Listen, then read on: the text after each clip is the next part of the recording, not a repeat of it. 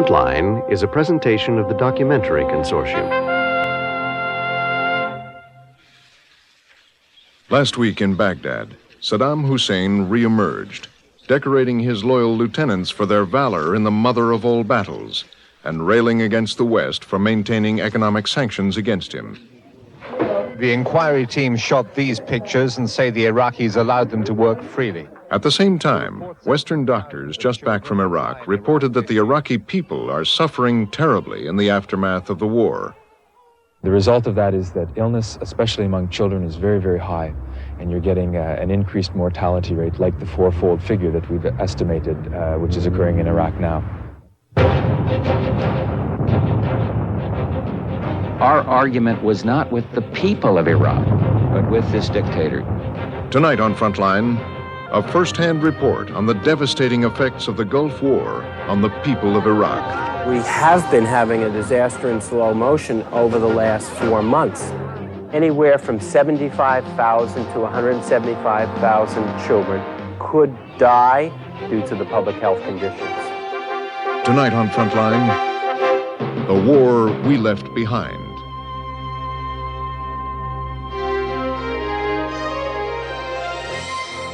With funding provided by the financial support of viewers like you, and by the Corporation for Public Broadcasting. This is Frontline.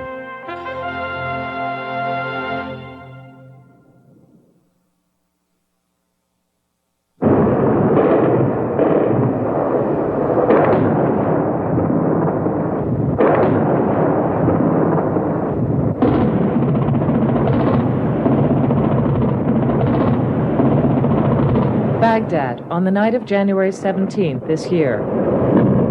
The opening minutes of a massive air campaign that would continue for the next 6 weeks of the Gulf War. The intention here in the initial part of the attacks was to impose a strategic and operational paralysis on Iraq. And probably the thing that was the most revolutionary was our ability to strike 40 to 50 of Iraq's key strategic nodes almost simultaneously and within minutes of the time the war began. What we are looking at here is a map of Baghdad. This man was the chief theoretician behind the bombing campaign. He wrote the Bible on strategic air warfare. Air Force Colonel John Warden's concept was that the road to Kuwait lay through Baghdad, a strategy to cripple the enemy by destroying key military and economic targets surgically. Out of this huge city, there were only 50-some facilities in the whole area that were struck. So that if you were sent to Baghdad and dropped down at random and asked to report if it was a capital that had been at war, your answer would have been, I don't see any evidence. In a city that for the most part remains intact, we found it easy to pick out Colonel Warden's strategic nodes. In Baghdad, 8 months after the war, life on the surface is much like any other major capital. But the facade is deceiving, just as the telephone tower is a bombed-out shell. In essence, what we were able to accomplish by attacking in and around the Baghdad area was just the plain to make it impossible for the Iraqi high command to issue any kind of orders. We had severed the generalship from the fielded forces.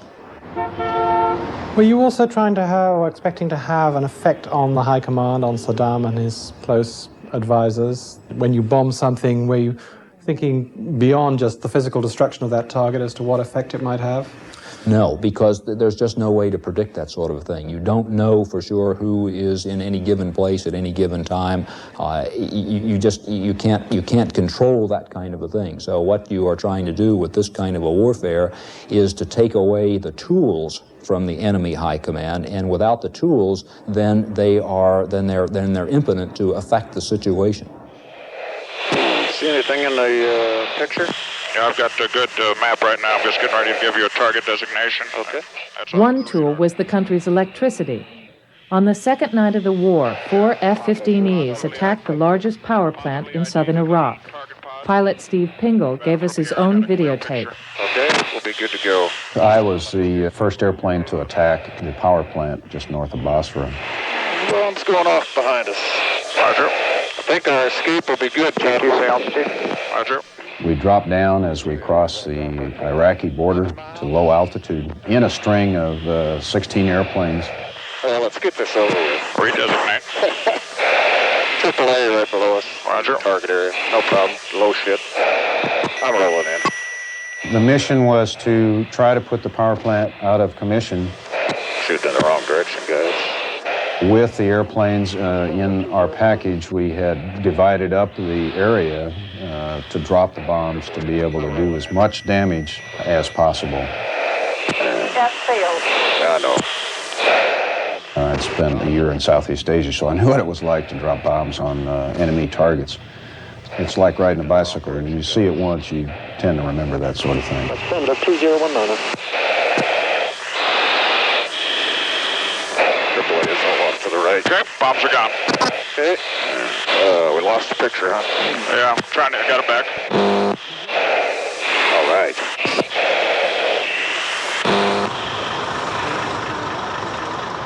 Would you ever be interested in going on the ground and talking to the guys who describe it? What was it like being underneath? Well, I don't know. Sometimes you think about that, but no, I wouldn't go to a lot of trouble to do that because, again, we have a certain mission to do, and ours is to try and attack the thing. We went back to the Al-Hartha plant and other targets around Iraq to see what Colonel Pingle and the other pilots had never seen from the ground. The plant was destroyed beyond repair. But as plant engineers confirmed to us, though it was knocked out of commission by the first raid, the bombers kept coming back. After that first attack, the plant could not operate again. There is no possibility to operate the plant because the water treatment plant is completely destroyed. Yeah. So it would have taken months to repair it. Yeah. Not months. You can't repeat it. So it would take years to repair it? Yeah. So was it attacked again? Yeah, 13 times was attacked. 13 times altogether? Yeah. You reckon you did a pretty good job on that power station the first night? Yes, I found that out subsequently. In fact, a lot of the details weren't evident until after the war when we flew caps over Iraq and had a chance to actually fly over the power plant. At the time we flew over it, we didn't realize that there had been other attacks later on during the war. Do you know how many other attacks there were?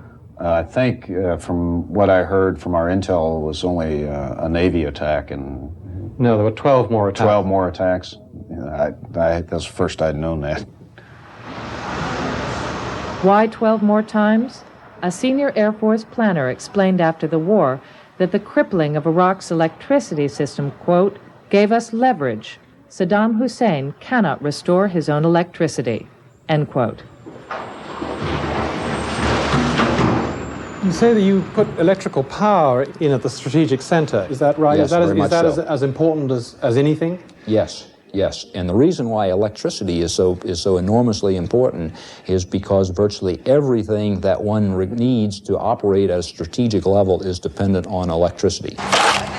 Taking that away then creates an impairment which is very difficult to grasp. But the Pentagon has admitted that the Iraqi military was still able to command their forces on generator power after the electricity was knocked out. Bombing bridges never completely stopped supplies.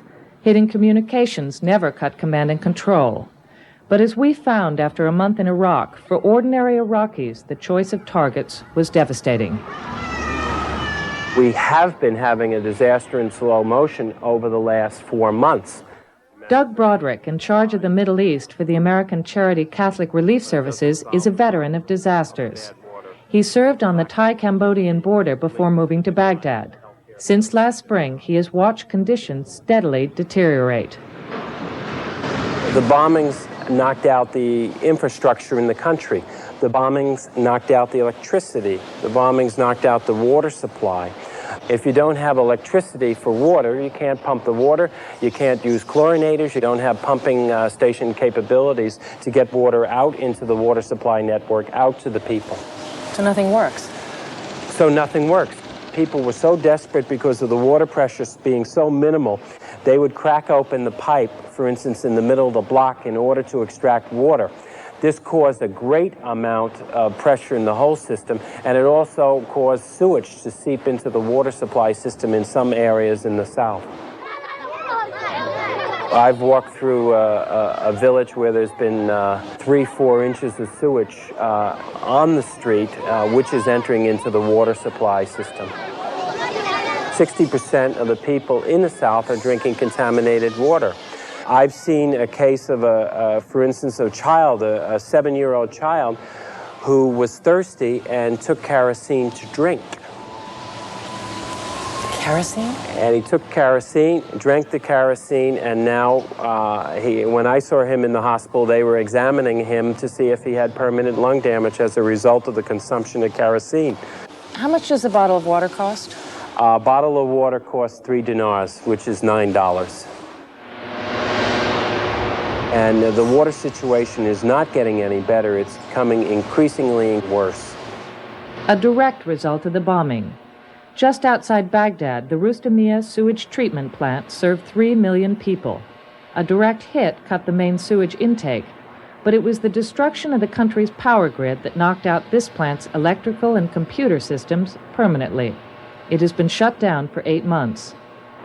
So what is happening to the sewage now that used to get processed by this plant? Now we are sending the sewage water to the river. But don't people use the river for drinking water? Yes, they use it to drink. So how much sewage are you putting into the river? All the water comes to the plant. They used to send it to the river. So how much was that in gallons? It's about 15 million gallons. 15 million gallons a day? Per hour. Hourly. You're putting 15 million gallons an hour of raw sewage into the river? Yes. A recent UN report on Iraq stated, quote, "The ultimate threat is posed by the large quantities of sewage from upriver cities that flow untreated into the country's 2 major rivers. Much of the population is now obliged to drink this untreated water straight from the river," unquote.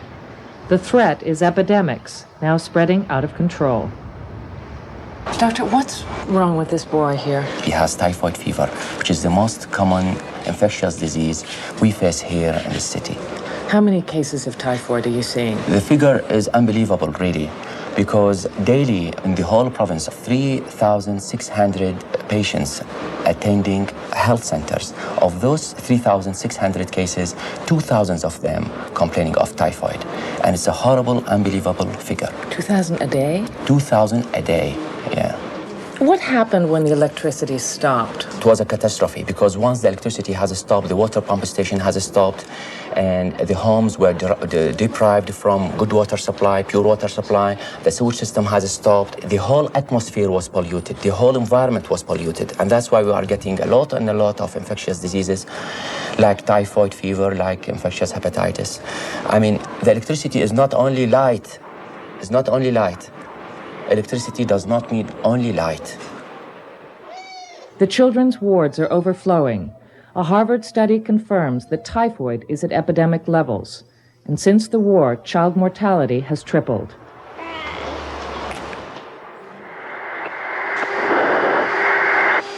Pentagon planners assured us that collateral damage to civilians would be minimal. But strategic targets, like a bridge, were often right next door. I will tell you something. In this room, when they have bombed the bridge nearby the hospital, and they have bombed that bridge 12 times, and this bridge was just 150 meters from the hospital. We were all in the basement, and the whole hospital were shaken. And February was a very cold month, and we have a very big problem with keeping the babies warm, because, electricity was broken. There's no electricity, and it was horrible to keep these babies warm. Because of the bombing and because of the emotional trauma, a lot of ladies, they have got premature contraction of their uterus. And I have got 15 premature babies only in February. 15 premature babies. 6 of them died because we couldn't offer them the facilities to warm them. I can say that I don't know any Iraqi baby who has invaded Kuwait during the crisis. So how could the Iraqi babies be punished? Just as you can precisely target exactly where the bomb is going to fall, you feel nowadays, can you, in the same way, figure out what effect on the population, what psychological effect the destruction of that target is going to have? Is that part of the equation? No, and you just don't have any good way of knowing what the effect on the population is going to be of something that happens to them indirectly. It's just beyond our capability to know that kind of thing. But the Pentagon's interim report on the war states, quote, "It was recognized at the outset that this campaign would cause some unavoidable hardships for the Iraqi populace. It was impossible, for example, to destroy the electrical power supply for Iraqi command and control facilities, yet leave untouched that portion of the electricity supplied to the general populace," end quote. For many Iraqis, the impact of the bombing was immediate and direct. Basra in the south was the most heavily bombed city in the war. Planners and pilots confirmed to us that unlike Baghdad, unguided bombs were freely used here. From a pilot standpoint, we just hope that there isn't anybody there. Our mission is to drop the bombs on those specific targets, and again, it's unfortunate if somebody happens to be there, and that's the way we look at it. And bombs, they don't always hit where you aim, particularly with the, quote, dumb bombs that we were dropping then. When we drop laser-guided bombs, and the precision munition is a lot higher chance of hitting exactly what I'm looking at or what I'm aiming at than with just plain dumb bombs, because there's a lot of factors once they come off the airplane that make them not always hit where the pilot's aiming at. There were no evident military targets in El Hakamiyah, a civilian neighborhood in Basra, but residents cannot believe their homes were deliberately bombed. When we found some at a family gathering, they told us it must have been a mistake. Ali Rita, a marine engineer, remembers what happened when the bombs hit at 1 a.m. and killed 18 of his neighbors. How many houses were hit that night? From that street to there, 48. 48 houses? 48 houses, yes. How long did the bombing last?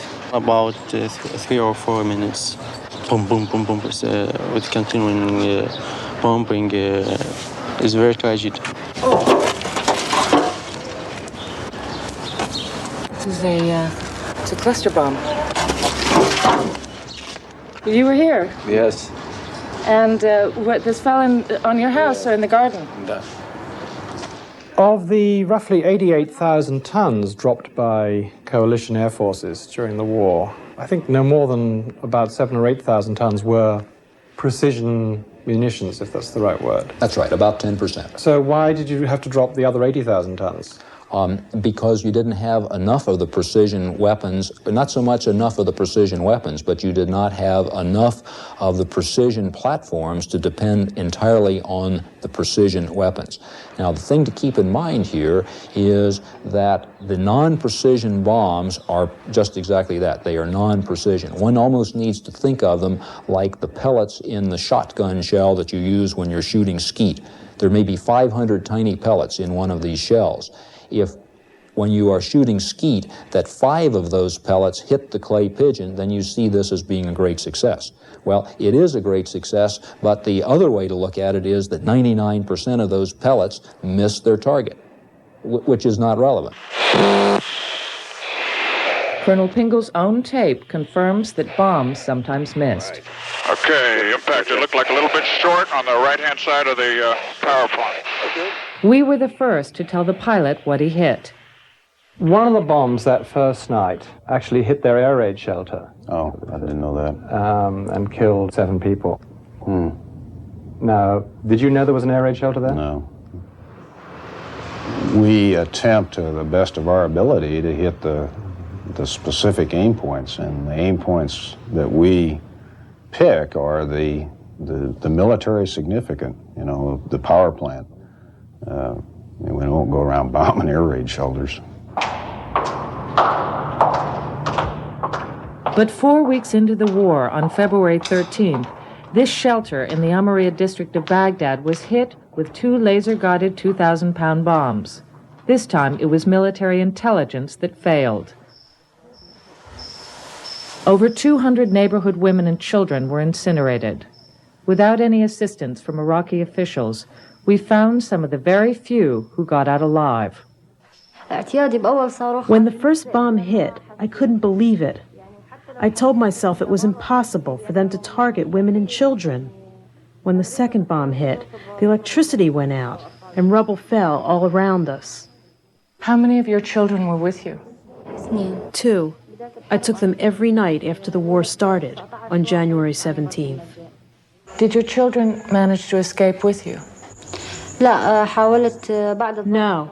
I managed to get my son Ahmed out after about an hour, but I couldn't reach my son Samir. He was under the bomb. It was impossible to get him out. Who came with you to the shelter? My mother only. I was sound asleep and didn't see a thing. Suddenly, I jumped at the sound of the explosion and ran to the corridor which leads to the entrance. Everything was blacked out. And when did you realize, after you'd escaped, that your mother was still inside? I was the first one out. I didn't see anybody leaving, so I knew my mother was still inside. One of the gates was open, and I tried to get back in. The fire was raging. The heat was intense. I was burned, as you can see, when I tried to get back inside. The mistake that got a lot of publicity during the war was the Amaria shelter in Baghdad. Can you explain to us how that came about? That it was your word that was a mistake. That was not a mistake. That was very deliberately targeted because it was an Iraqi military facility, and it happened to be a very important one. Now, why that there were civilians in that military facility, we simply do not know. That there were, it was clear that we all regretted the loss of life on the civilian side there. We felt very bad about it, but it was nevertheless it was a very important military facility, and we just plain did not know that there were civilians in there. We had no way to know that. We searched through the entire shelter looking for evidence that might support the Pentagon's claim.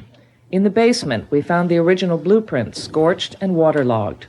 We found no sign of a military command post, but the shelter was sophisticated, equipped to protect against nuclear and chemical attack. We then discovered what the Pentagon apparently did not know. Before the war, this shelter was reserved for the exclusive use of civilian professionals. They never used it. Professor Nabil Al-Tawil was one of them. When the attack started on the 17th of January, they opened these shelters for everybody in the neighborhood can go there. So the original idea was to restrict it to key people like yourself. Let's say VIPs or the elite people with PhDs in different universities and government establishments. We've been issued with identity card by the civil defense, which allows us. For instance, in my ID card, there is 4 members in my family. We can go in. That was me, my wife, and her parents. We can go there. But we didn't make use of it because, as I said, at the beginning of the attack, civil defense decided that it should be open for everybody to go in. Do you know why you didn't know that there were civilians in there? The principle of being able to observe a building 24 hours a day and know exactly who comes in and goes out, that's just a very difficult thing to do. They could have easily seen hundreds of women and children going in and out. Children with their colorful clothes going in and out, carrying their food in and out. This is obviously not a military target. How many children died? How many women died? Thousands more were to die in revolts in the Shia South and the Kurdish North sparked by the war. The U.S. had hoped that if the bombing strategy could not dislodge Saddam Hussein and his high command, a desperate people would do it for them. Our presumption had to be that as the Iraqi people saw that the effects of the war were coming home to them, at least indirectly because of the lack of electricity and so on, that the people in one way or another would begin to express their dissatisfaction to the regime to the extent they could. Iraqis were told that if they overthrew Saddam, the bombing would stop. There's another way for the bloodshed to stop, and that is for the Iraqi military and the Iraqi people to take matters into their own hands and force Saddam Hussein, the dictator, to step aside. In Kirkuk and other cities, the Kurds rose up and briefly took control of northern Iraq until Saddam's artillery and helicopters moved in. When you strike such a serious blow at a dictatorship like that, people are going to rise up. They did rise up. They took advantage of an opportunity. And then, of course, since Saddam was able to survive, they paid a terrible price. There was a sense of bewilderment as to why nothing was happening, why the U.S. and the other countries were so indifferent to what was going on. Peter Galbraith is a senior staffer for the Senate Foreign Relations Committee. He's championed the Kurds since 1988 and was with them in northern Iraq when their revolt collapsed.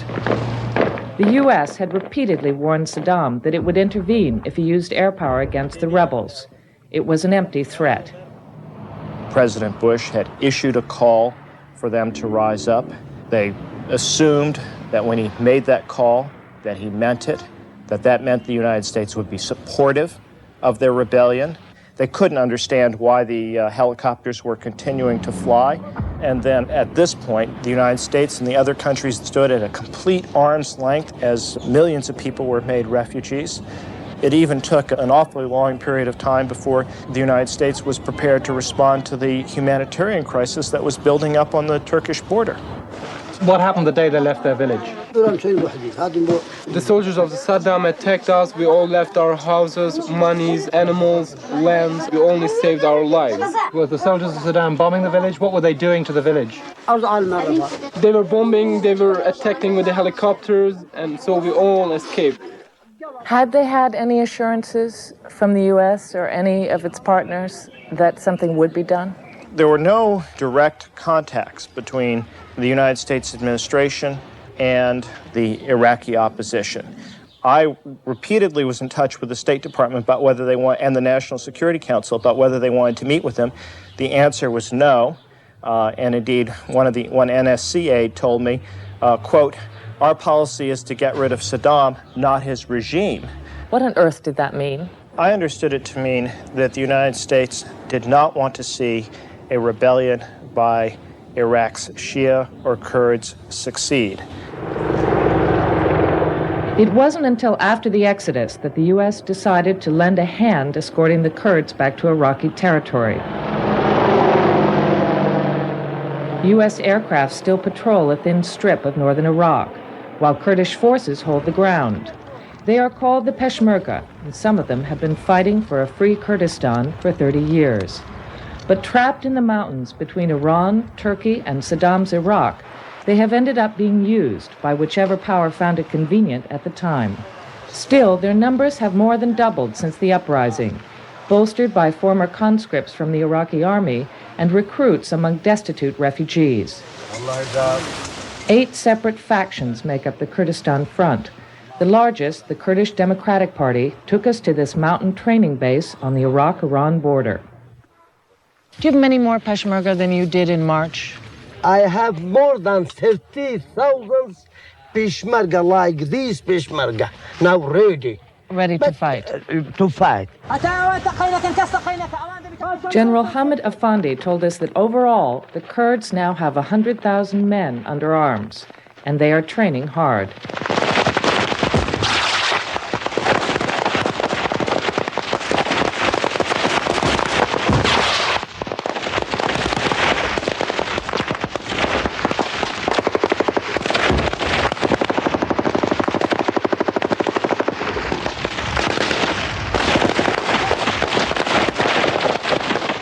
How do you rate the Kurdish guerrillas, the Peshmerga? One of the best I've ever seen. As far as the ability to mount a strike, as far as the ability to disregard casualties, they're some of the best.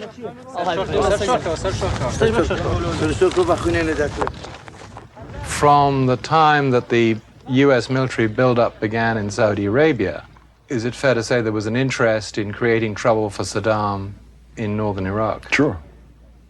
Using the Kurds? Sure. Absolutely. Retired Air Force Colonel Jim McDonald says he helped arm the Kurds before and during the Gulf War. Officially, the U.S. has always denied such help. So there was a market for military equipment in Kurdistan from, let's say, the fall of 1990? Yeah. Colonel McDonald served as a military attaché in the Middle East and in the office of the Secretary of Defense before going into private business, in this case, arms. What kind of equipment were they looking for? Mostly small arms. What kind of small arms? Semi-automatic weapons, personal arms, that type of thing, the ammunition that goes with them. Would it have to be an American or German? Not necessarily. Not necessarily. Because you can go through other markets to meet what those particular requirements are.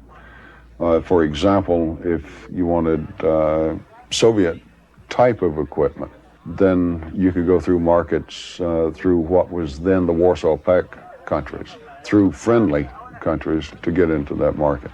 So you were basically getting Soviet type equipment, which would find its way through the Turks to the Kurds in Iraq, with the blessing of the United States government? As far as I knew, yes. The Bush administration has refused to take any responsibility for the rebellion or its failure. During the uprising by the Kurds and the Shiites in southern Iraq, initially the U.S.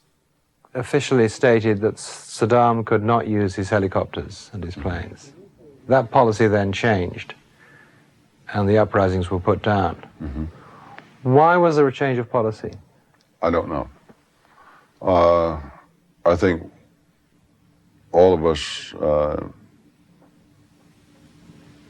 were very frustrated by that decision, because if you're going to give an ultimatum, then live up to that ultimatum. Do not let an essentially defenseless people suffer because you gave up that ultimatum. The Kurds feel that the history of Kurdish-United States relations has been a history of betrayal, and that U.S. policy has wavered between being amoral and immoral.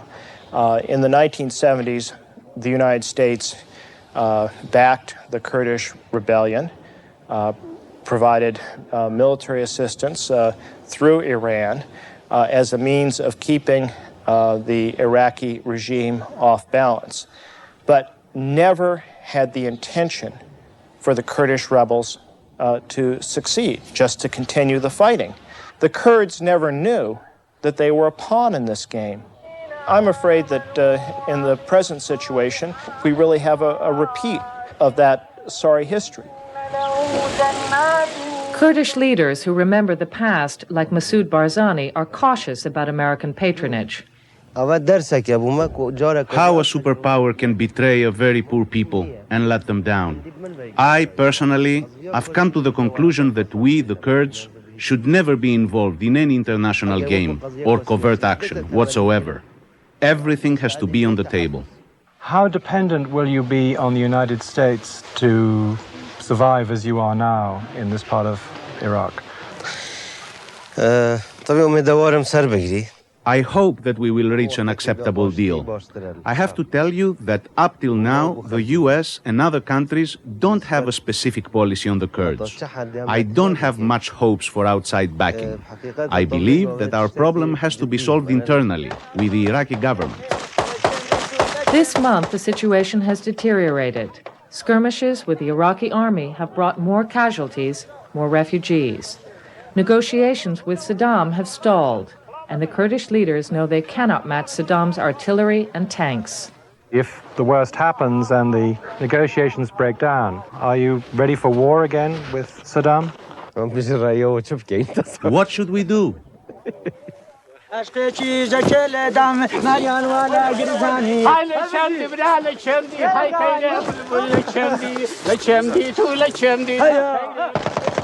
you think the Kurds stand a chance of ever achieving any of their aspirations?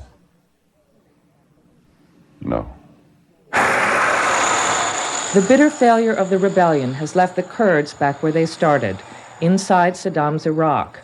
The army has retreated south under pressure from the U.S., but electricity, food, and supplies come from Baghdad. For hundreds of thousands of refugees now back from the mountains, supplies are critically short.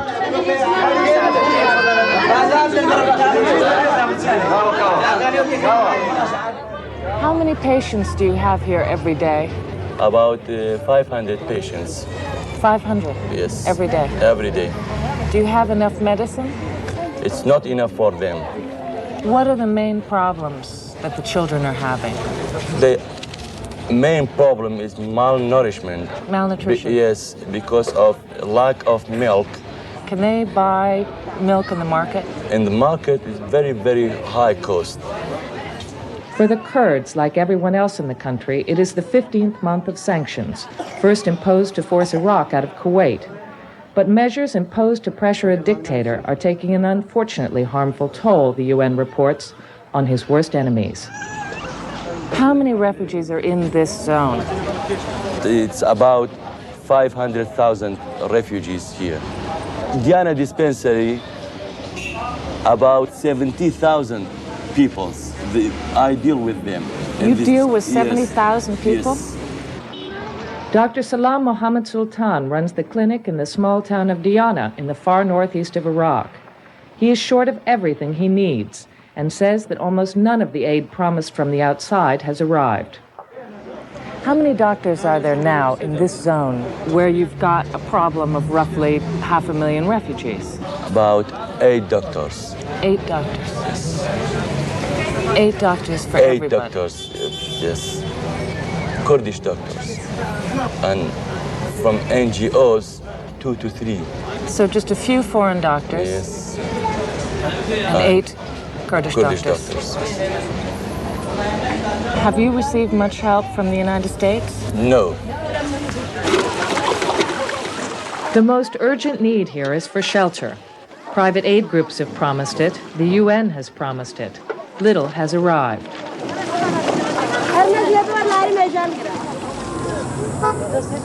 So in Diana, have a lot of refugees come back to Diana and are just sleeping wherever they can? Yes, but winter here is very, very cold. They can't sleep outside. Where will they go in the cold weather? They can't go to any place because there is no place to go. We found some refugees crowded into schools. They knew they would soon have to leave. How many children does she have? Some of them. 3 children. How many families are living in all the schools in Diana? In Diana, every school, about 100 families. 100 families. Yes. We're going to have to find another place within 2 weeks. Yes. Hundreds of thousands of refugees are now squatting in the rubble of what were once Kurdish villages.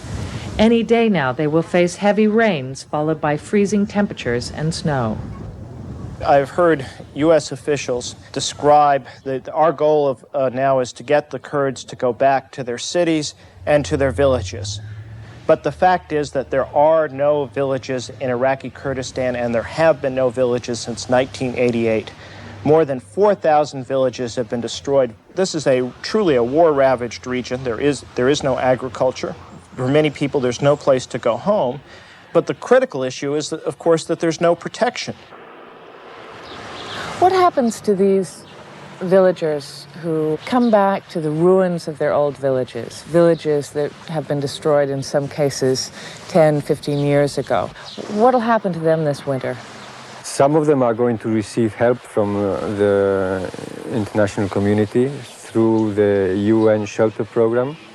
Some of them will inevitably have to remain in their tents. especially those that are camped in the valleys. And those that are on the mountains and that won't get help will have to leave their tents on the rubbles and for the winter come down to the valley. In more tents? In more tents. Do you regard this crisis as being over? It isn't over yet. In a way, it is a part of the Gulf War, and it's not about to be over. After the bombing campaign and the failed rebellion, the third phase of the war goes on, economic sanctions. Iraq is not allowed to export oil to earn cash or to import goods. The country has been effectively cut off as a means to keep up pressure on Saddam Hussein. UN sanctions consigned 18 million people to bear that pressure too. What has a year of sanctions done to this country? It has destroyed the agricultural sector. It has affected the public health and caused a tremendous increase in the child deaths. The economic sector of the country is finished. We've never had an emergency or a disaster that affected a population of 18 million people. Because of sanctions, electricity cannot be fully restored. For now, 2/3 of the power is back on. But, say engineers, it won't last as the plants start breaking down. Can you keep the plant running now without foreign parts? It's very difficult. I mean, it's depend on the luck. On luck. If something will happen, break down, we don't have it, we will stop. We take out the unit. Can't you make the parts yourself? We'll try very hard. We try. We are sure that we will try very hard. But, you know, there are some parts we cannot do. We are sure. We are sure. Faik Mustafa is the director of the Aldora power plant, bombed in the war. Are you working the machinery harder than you would normally do if you didn't have this crisis? Because we have no spares, yes.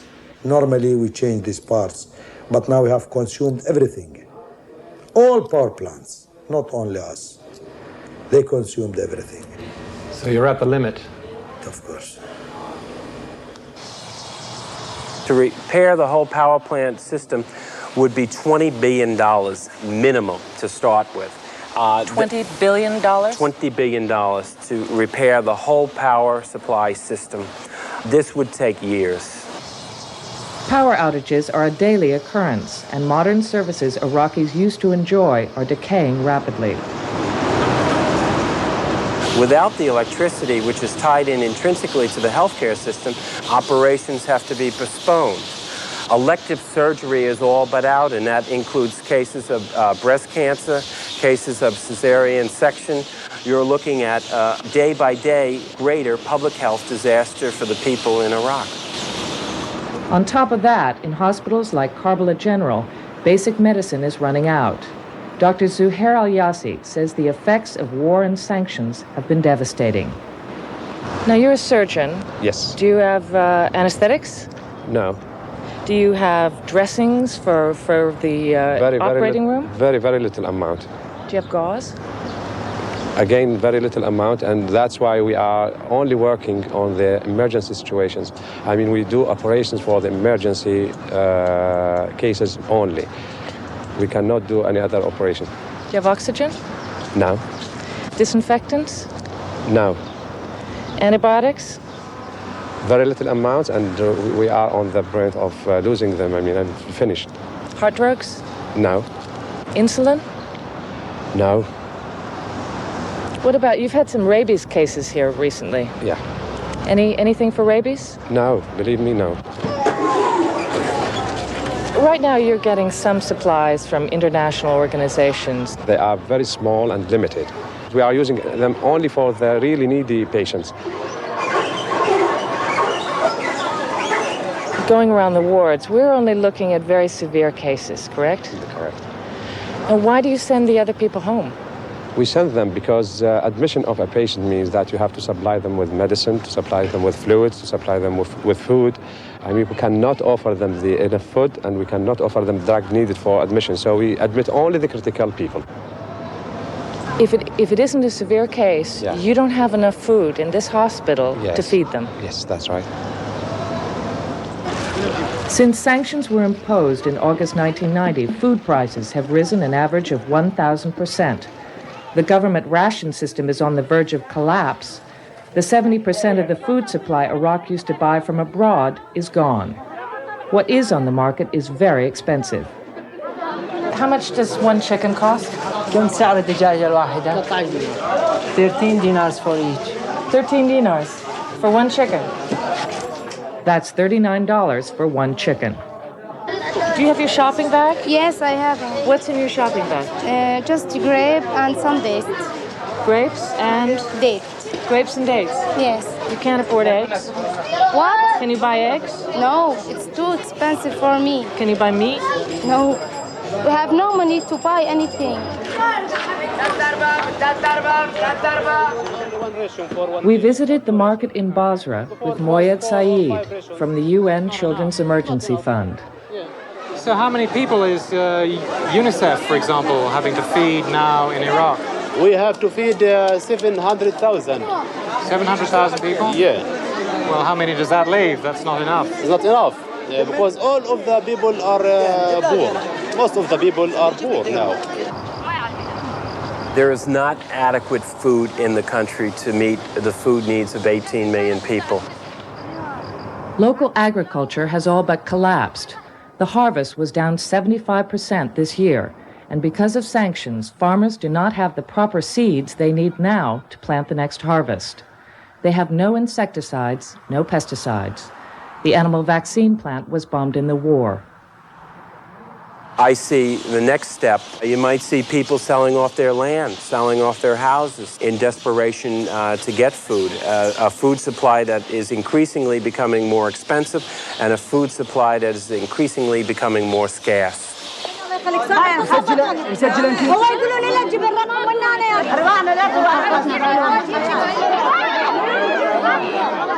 Outside a church in Baghdad, they wait for flour, milk, and rice distributed here twice a week by Catholic Relief. According to the UN High Commissioner for Refugees, the shortage of food, which the government can no longer afford to import, will, quote, gradually but inexorably cause massive starvation throughout the country. I get very concerned because every time I come here, the crowd grows. I get very concerned because every time I come here, the crowd gets more aggressive for food. In this food distribution, we started off with a half truck. Now we're up to 3 trucks. We could be up to 30 trucks, 300 trucks, 3,000 trucks. The need is going to grow. There's going to be more and more people outside the gates here, clamoring, scrambling for food allocations. And it's not just one segment of the population, it's the whole population.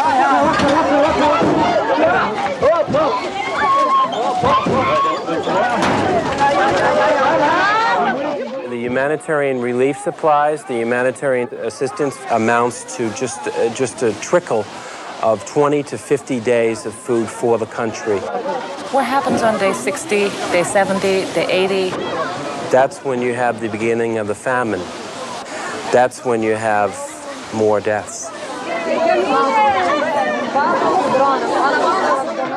Families are totally pawning their carpets, their furniture, their jewelry, their watches, their gold, their silverware, anything that has any kind of values, their cameras, their videos, their TVs, their radios, in order to get cash for food. How much does a can of baby food cost? A can of baby food would cost 15 dinars for approximately half a kilo, which is $45. $45? Which would be 10% of a family's monthly income, just for one can of baby food.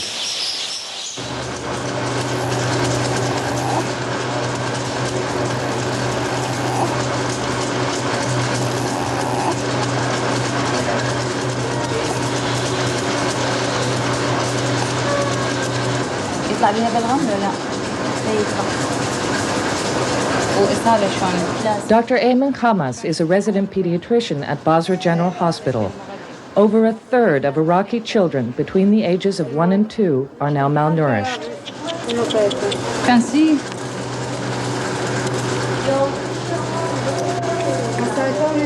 This baby is 1 year old.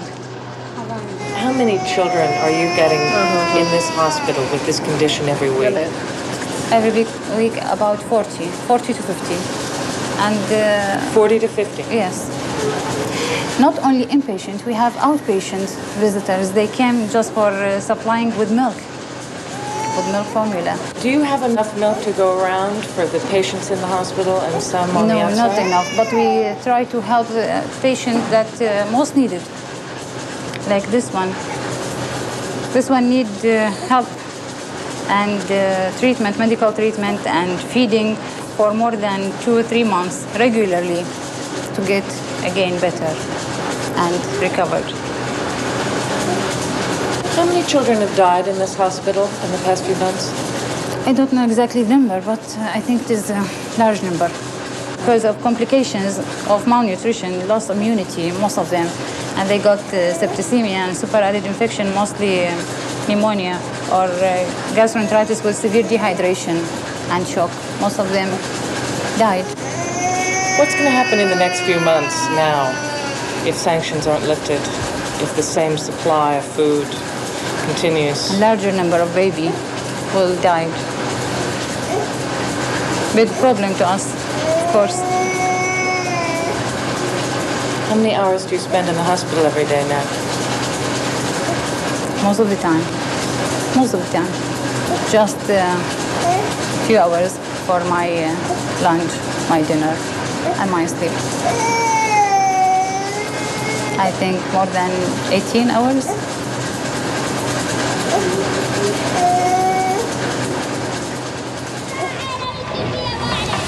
I know it's difficult to try and look at figures for the numbers of children who would possibly die as a result of all of this over the next year, but can you make a guess? I would put a figure of anywhere from 75,000 to 175,000 children could die as a result of what is happening right now in Iraq due to the public health conditions. Sanctions fall under the authority of the UN Security Council, which has devoted far more attention to Saddam's failure to disclose his nuclear and chemical weapons programs than to conditions of people in Iraq. The agenda is adopted. Last July, a special UN team urgently recommended that Iraq be allowed to sell $3 billion worth of oil to buy food and seeds. 23134. The Security Council went on to authorize Iraq to spend less than a third of what its own UN officials recommended, a reduced sum which an internal UN report called substantially less than the bare minimum requirement. 72/revision 1. The money must be spent under strict conditions, which the Iraqi government has so far refused to accept. The president justifies sanctions on the grounds that the pressure will drive the Iraqis to get rid of Saddam. But senior U.S. government officials told us in a background briefing that, on the contrary, a popular uprising against Saddam, quote, is the least likely alternative. Our argument has never been with the people of Iraq. It was and is with a brutal dictator whose arrogance dishonors the Iraqi people. We must keep the United Nations sanctions in place as long as he remains in power. This is not to say that we should punish the Iraqi people.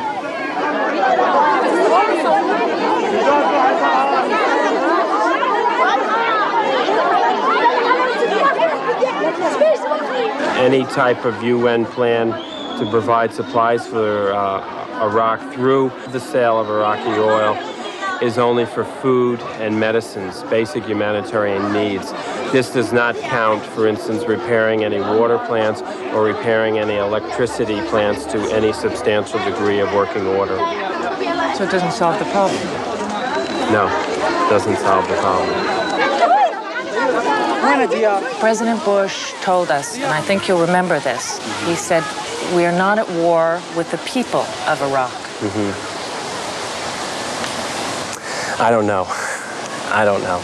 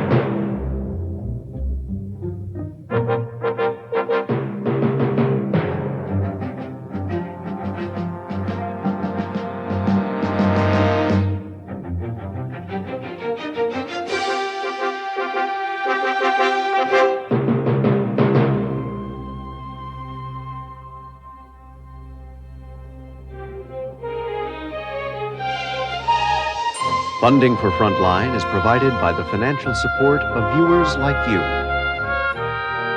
and by the Corporation for Public Broadcasting. Frontline is produced for the Documentary Consortium by WGBH Boston, which is solely responsible for its content.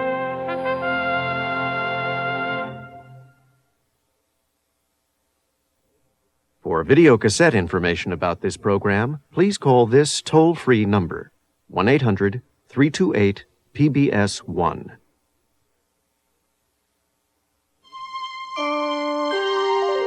This is PBS. Next time on Frontline, boxing promoter Don King. Don's hair, his jewelry, his lingo, it's all an act. It's to confuse, it's to obscure. But essentially, he's a con man.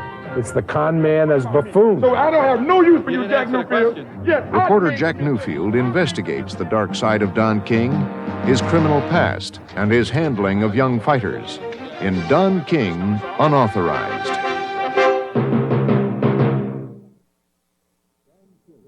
For a printed transcript of this or any Frontline program, send $5 to Journal Graphics Incorporated, 1535 Grant Street, Denver, Colorado, 80203.